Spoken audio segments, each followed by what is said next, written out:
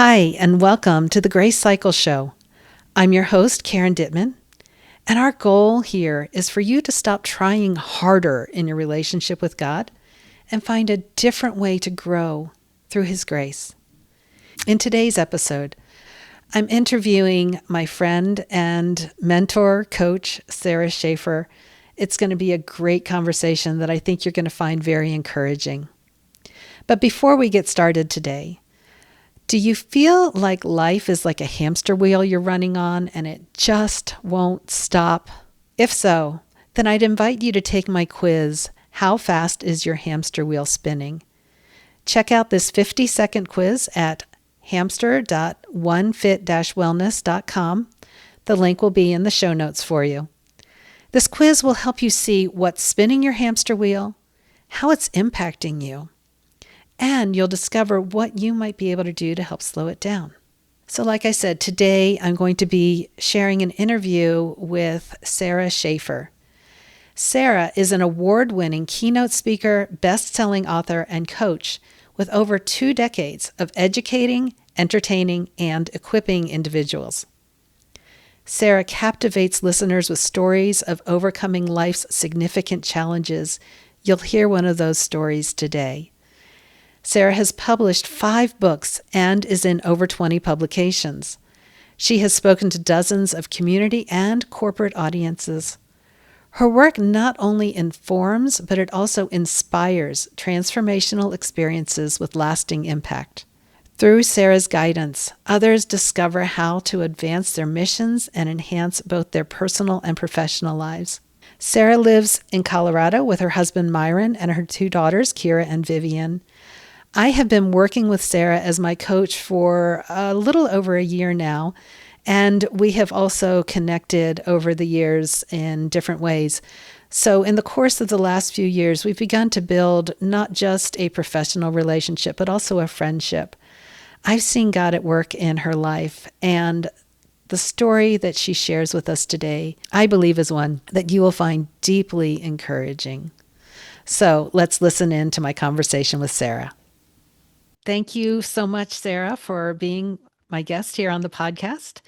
And just to get started, I would love for you to share with us just a way that you have seen God's grace at work in your life. That is a big question. Would Yeah. you like a big answer or a little incident? Um, Whatever's coming up for you. I mean, obviously, we don't want to take all day here. Yeah, Fair enough. Well, let me tell you a short story about a big thing that God did. And that that sounds is good. okay. Last fall, we found ourselves in a crisis situation with my oldest daughter, and she had been in a hospital for suicidal ideation. She was then in a partial hospitalization program. Things were just not improving. And this was not her first time kind of going through the system. It certainly was not her first time struggling with this. And we were looking at the fact she was 17. She had about 3 months till her 18th birthday and realized she needed more care. Well, that all sounded great. And by God's grace, definitely, we got in touch with this wonderful place down in Texas called Heartlight Ministries. We had an in there, but they required us to get her on board with coming to this program.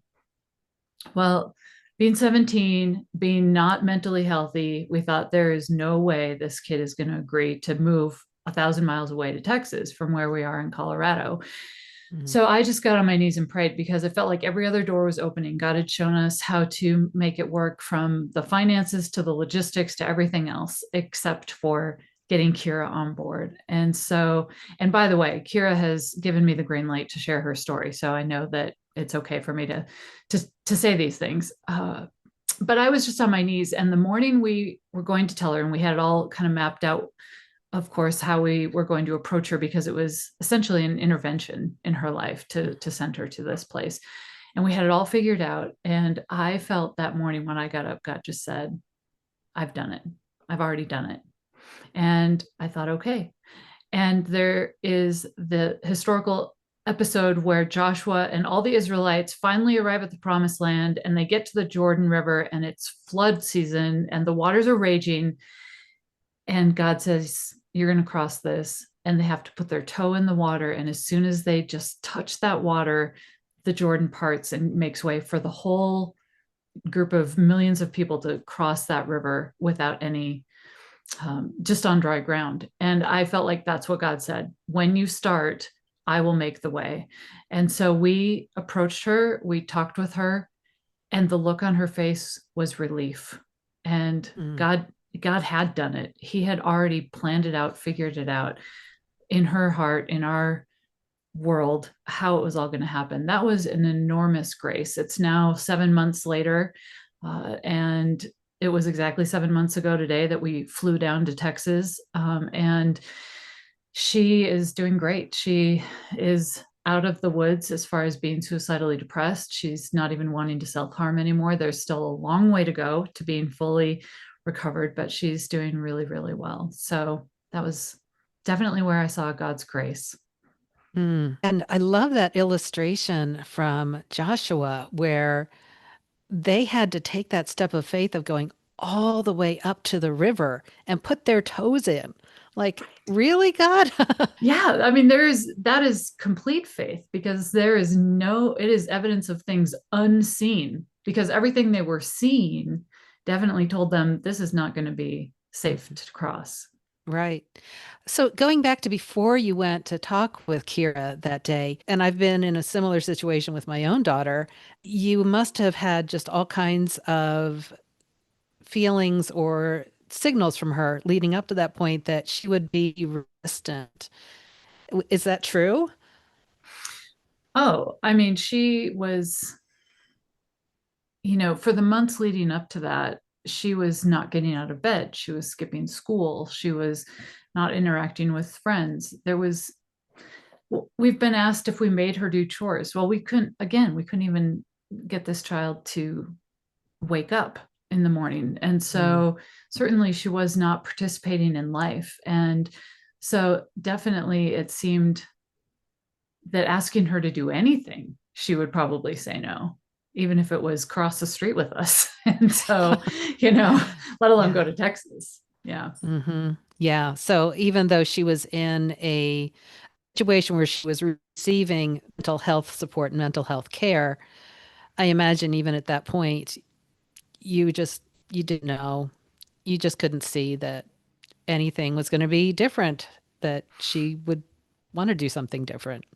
Right. Well, because she had really, the week before that led to the whole conversation about Heartlight, I had been in her counseling session with her per her counselor's request, and she completely shut down on us. And Mm. so that was what we had been experiencing, was this, it felt like every time we tried to interact or reach out that we got a shutdown. And she's also, ever since she was born, extremely strong-willed. So if she doesn't want to do it, she will not do it.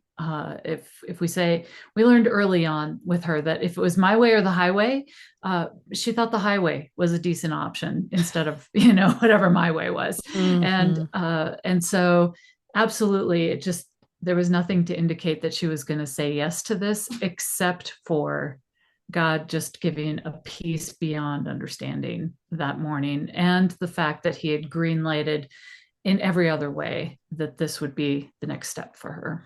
Yeah. And that is grace. I mean, we can call it miraculous, we can call it whatever we want, but I describe in Thriving in Grace that that's what grace is. God steps in and does the impossible that we can't do, Mhm. right? And so yeah, so he overcame that impossible obstacle. And Mhm. again, the other half of grace is how God is working to accomplish his purpose, right? And Mhm. you're seeing God do some amazing things in Kira's life now. Yeah, she went to church one week. They go to church every weekend, and the main pastor was not preaching that Sunday, but he got up at the end of the service and he said, I felt like the Lord told me to tell somebody in here that you do not need to live with a spirit of depression anymore. You do not need to live any longer with this on your life. And she just lost it. And the whole sermon had been about putting God in behind the steering wheel, putting God behind the steering wheel of your life. And she knew she had had this sort of, she called it her old best friend, like this thought of suicide every day going through her mind. And she knew she had to get rid of that, put God behind the steering wheel. And then she just was kind of given permission to not have that spirit on her any longer. And she's just been free from that. It's been amazing. That's That definitely is grace. amazing. That is just amazing. Thank God that he spoke to Mhm. her in a way from somebody who didn't know her, didn't know her struggles, didn't even know who they were speaking to in that room. Mhm. Wow. That's Yeah. amazing. Yeah. Yeah. So I'm feeling like I need to ask you also, as you have gone from this place of what do I do to help my daughter? What can I, how can I stop her from acting out on these suicidal ideas to where you are now? What has God done in you? As Mm. she's been doing her work, but I imagine you've been doing your own work too. Yes, it has definitely been a multi-way street because there are all the relationships she has with obviously her dad, my husband, and our other daughter, and all of that. But definitely my relationship with the Lord has been a letting go. She was just back with us for her first home break this last week, and that is really fresh because it was not what I expected. It really showed me that not only is she now 18, so she's now 18 and she's there willingly. She can take herself out of the program anytime, but she's willingly doing this. So she's on track. But for me, I didn't get to have my high school senior graduate in the way I thought she would graduate. I didn't get to have my child get all excited about going off into the next step of her life yet. I mean, we will get there. It's just a very different process than what I think I had been anticipating for about 17 and a half years. And so God has had to come in and say to me that I still matter as her mom, even though I'm not taking care of her every day. I still am an important voice in her life, those types of things. But beyond all of that, I've had to really go back again to seeking God and God alone for who I am, because it's so easy with something really big and traumatic like this to let that be what gets all of the attention and all of the mind space. And so God has really been in such a gentle way drawing me back into himself. And even just yesterday, uh, I really felt like God was saying, just rest in me, rest in what I can do for you, seek the kingdom. And I thought, okay. And I haven't even, you know, you and I are obviously colleagues, but we're also friends. And I haven't even had a chance to tell you this story. So I happened to get overlooked. I'm a sponsor for this event that we're headed to in July, and they overlooked me and called me last Thursday and said, "We need all of this, promotional material from you right now."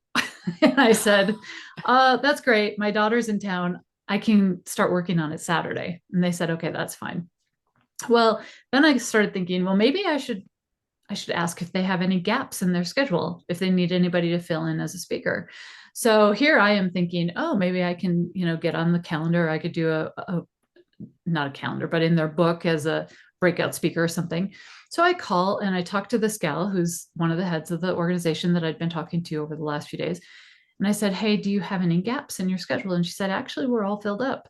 And she said, "But I happen to have a few rooms come open at the conference center itself. Would you like one of them?" Would I like one of them? Yes, I would Of love one of course. them because otherwise my hotel is at least a 5-minute drive away and I don't have a car when I'm there. I have somebody else I'm getting rides from. But anyway, I thought, here is God. And he was so sweet. I just felt in my spirit, he's saying, "You hadn't even thought to ask or imagine that one." And I'm like, "You're right. I hadn't even thought to ask or Oh, imagine that one." And God just gave me that grace of a gift to say, "You're focused on me and my kingdom. I'm going to give you everything you need and beyond." Very sweet. yeah. Oh, yeah. And that verse that he gives us more than we can ask or imagine. I love when I see those things pan out. That, yeah, God is just like, he's just like, I can't wait to give you this amazing thing.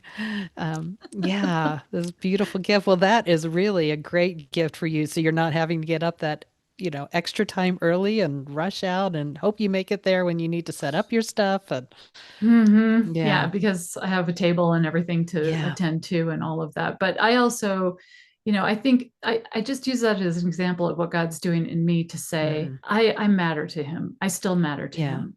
And it's yeah, so easy as a mom to just put yourself so far on the back burner and to put that child, especially a child in such a traumatic kind of urgent state, to put that so far ahead of anything that I need, even let alone want or can ask or imagine. And so for God to say, let me surprise you.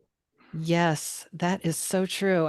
And I was thinking about that as you're earlier talking about the kind of the shift in identity from who am I? I'm not just, of course you're her mom. Of course you're mom to both of your daughters. And of course you're wife to your husband. And who am I really though? It's like those are kind of surface identities and those things can shift over life. Eventually your daughters will both be grown and out of the house. And hopefully one day you'll also be grandma.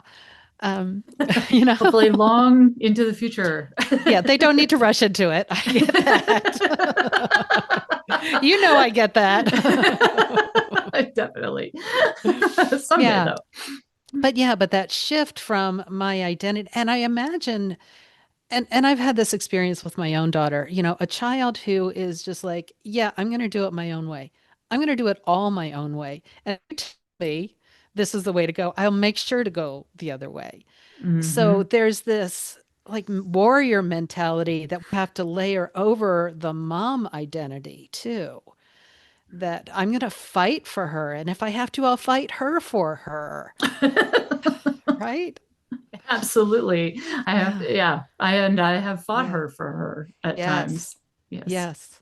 And so for God to, like last fall, just take that whole battle off of you and Mm-hmm. shift her heart. And even now, when she is in treatment, and I see that you have been just, like you said, you're seeking who you are in Him, not just their Mm-hmm. mom, but who are you? Yeah. Right. Yeah. So I'm Yeah. It's feeling led been, to ask if you could sum up, who does He say you are? What would you say? well, the first thought that came to mind is my name is Mm. Sarah Sophia Schaefer. And so God's princess, wise shepherd is what my name means. And Oh. so first I'm his, I'm God's. And I'm not just God's, instrument. I'm God's princess. I'm his daughter. I'm a daughter of the Most High King. And that means I have everything available to me. I used to read the story of the prodigal son, and it wasn't until I kind of grew up that I started reading about the older son and kind of his problems that he had, because I was really good at doing the right thing all the time and then asking God why I didn't have the things that I wanted, and I could very much relate to that older brother. And God has really challenged me to say, blessed is the one who's not offended by me. Blessed is the one who's not offended by me. And Mm. Jesus said that after John the Baptist's disciples came and said, are you the one we're looking for? Or are we waiting for somebody else? Because at the time, John was in prison. And I'm sure that as John languished in prison and Jesus is out doing his ministry and people are being healed and all these things are happening, John's thinking, well, he's going to get me out of here. I did the right thing. And John was put in prison for doing the right thing. And Jesus didn't rescue him. He didn't save him out of prison. He saved him in a different way. He Mm. he was saved eternally, but not in the earthly realm. And then as soon as Jesus tells the disciples, go back, tell John everything I'm doing, and blessed is the one who is not offended by me. So I say all that just to say that I want to be in that place where I can see the gifts that God's giving me, that I can already see as God's princess, that everything in the kingdom is mine. And that, like a good father, I will receive the things as I'm ready for them. I'm not going to get the license to the car when I'm 5 years old. I'm going to get that when I'm ready for it, and all of those types of things. So I would say, even more than the other parts of my name, I think I am a shepherd. I am somebody who God is using to help other people, but who I am, that I am, is really His. Mm, I love that. And I love that he's lifted away from you the things that were heavy on you so that you can really see that now. Mm-hmm. That's Mm-hmm. beautiful. Well, Sarah, if there is one key truth or key takeaway you would want people to have from listening to our conversation, what would you want people to hear? It's what you said at the beginning about grace overcoming the impossible. I mean, that whole first story I told about Kira saying yes to Heartlight, that was him overcoming the impossible. Even me not having my identity all wrapped up in this situation and in my children, that's sort of overcoming the impossible, because on my own, or without God, apart from Him, where else would I go? I would have to touch those things that I can see, right? And so He really does overcome the impossible. Even the silly thing of having a room at the print center, like those sell out in a New York minute, because they're all filled by people who are on the faculty of this particular conference. It's a huge conference with a ton of faculty, and those get sold out faster than you can say conference. And so even was an impossible thing that grace overcame, as a way for God to say, I'm providing for you, I love you, and I am doing more than you can ever ask or imagine. So I guess that's a very long way to say, whatever impossible someone is facing, I pray that they can see with the eyes of faith that God is already overcoming it with His grace. Mm, thank you. I love that. Thank you. All right. So Mm-hmm. you told us that you shepherd people, and that's part of what you're doing. So tell us a little bit about who you serve and how people can get in touch with you, like me, because I love how you have built a business relationship and also a friendship. Oh, it's been such a gift to get to know you in all the ways, Karen. It's Yeah. been great. And I work with primarily Christian authors, speakers, and leaders. I work with people who are starting new ventures, as far as nonprofits or new businesses that have the heart of Christ in them, whether they're overtly Christian or not. And the primary person that I work with is a Christian author, and helping what I would like to say are reluctant marketers. Now, some of them aren't reluctant because they want their books, right? And all the different ways we can get your book out into the world beyond your family and friends, all the ways we can get all those books out of your garage, which, yes, admittedly, we're still working on, but we will get them out of your garage. And so there are all of those things that I work with authors on doing, so that they not only are successful in selling their book, but really the ultimate goal for me is to do spirit-led, transformative coaching that helps spread the gospel throughout the world. And so I might not be traveling because of the situation with my daughter this year, but you can go travel and speak. And as God opens doors for you, I can come along and support you to do that. Or I can help this person write their story and get their book out, even if I'm not writing my story. And so it's a real privilege to do that. If you wanted to reach me, you can reach me on my website. I am at moveyourministry.com. And right on my homepage, I say, let's connect. And that'd be the perfect thing to reach out to. Or you can go to the Move Your Ministry area of my website and find out more about what I do specifically. But you can read about it there. And really, I would love to chat with anyone who even just has questions about, what do I do now? What do I do next? I help people kind of take all those ideas in their head and put them in formation so that they can really get some traction and move forward. And I will just echo that you are so good at helping people get you've helped me so many times get unstuck, sort out all of the rabbits that are running around in my head, and figure out which one can go forward and which one needs to stay put for a while. Um, So I hope that there are some people who will be listening to this who can be blessed and encouraged, and whether they have books they've written or a ministry or are just on the verge of getting started, I think you have the opportunity to help others. So great. Thank you so much for your time today, Sarah. Thanks, Um, Karen. I hope you found something really encouraging in that conversation. And I would just say, if you find yourself still wondering where God is at work because life feels like too much, or you feel really wrapped up in an identity that maybe isn't fully in line with what God says of you, I would encourage you, just for a simple starting place, again, to check out my quiz, How Fast is Your Hamster Wheel Spinning? Again, you can find that at hamster.onefit-wellness.com or click on the link in the show notes. And this quiz and its results will help you figure out your next steps to thrive in grace. So that's it for today.